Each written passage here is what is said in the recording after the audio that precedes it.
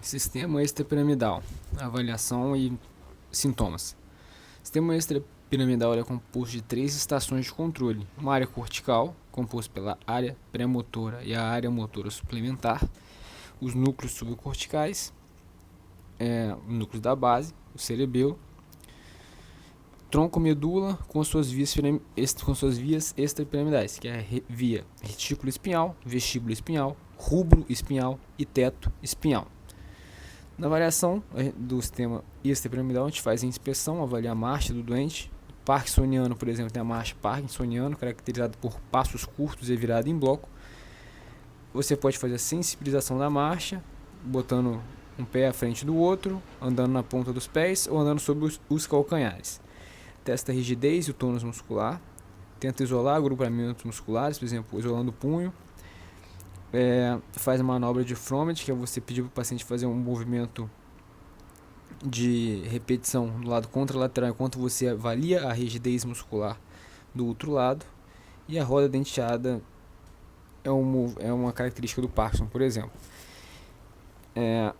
Você também manda o paciente obedecer comandos, estender o braço e obedecer comandos. O finger tapping é um exemplo, onde você manda o paciente realizar os movimentos de pinça com os dedos repetidamente, de grande amplitude o movimento. O movimento de atarrachar a lâmpada é um outro comando que você pode pedir para o paciente fazer. E também pode fazer movimentos rítmicos de membros inferiores. Tem que fazer para avaliação dos membros inferiores.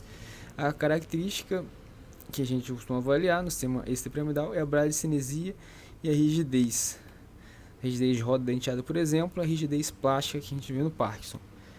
Tem que testar os tremores, tá? Se o tremor é um tremor de repouso, de ação, se é simétrico ou não, se desaparece no sono ou não, e avalia a instabilidade postural com pull test, onde você puxa o paciente por trás dele, na sua direção, você segurar ele se ele perder o equilíbrio, e aí você vê se ele tem instabilidade postural. Se o paciente der mais de 2 passos para restabelecer o controle postural, ele tem instabilidade postural.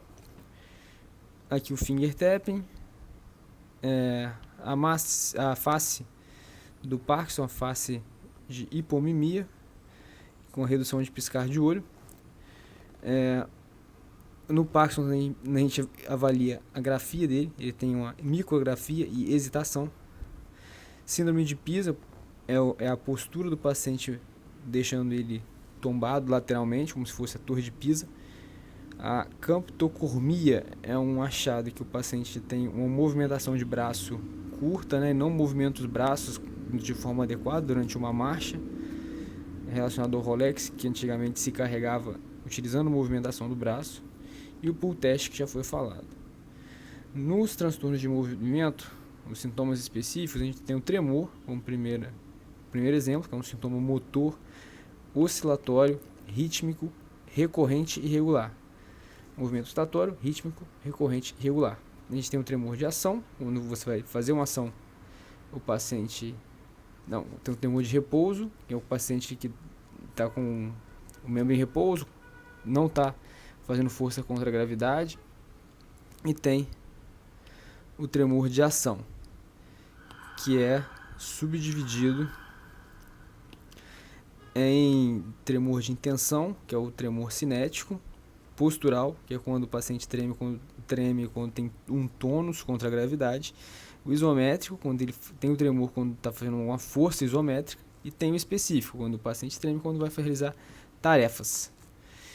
E o grande diagnóstico de tremor é o tremor essencial e o tremor de parkinsonismo. O tremor essencial é caracterizado por ser um tremor lento, regular, simétrico, que tem uma frequência alta de 12 Hz, é bilateral e tem uma amplitude pequena.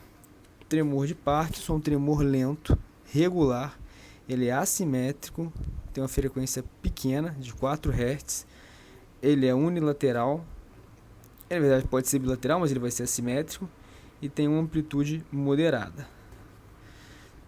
Outra diferenciação de tremor é o tremor de Holmes, mesencefálico ou rubral, né, contra o tremor distônico. Tremor de Holmes contra o tremor distônico. O tremor de Holmes é o tremor unilateral, proximal, mais distal no membro, é pior na tentativa de atingir um alvo, tem baixa frequência e ganho de amplitude. O tremor distônico é um tremor que ocorre no segmento distônico, com amplitude e frequência variável, que possui uma direção única. E o tremor, um tremor clássico que existe é um tremor em bater de asas, que é o tremor da doença de Wilson, que é um tremor de ação postural, quando você manda o paciente ficar um tremor postural, contra a gravidade apenas.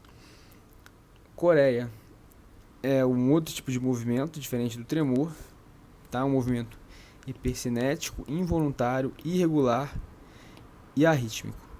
Tem duas apresentações, o balismo e a atetose. O balismo é um movimento involuntário proximal de grande amplitude, a atetose é um movimento involuntário, lento, sinuoso e distal, parecendo um movimento de vermes.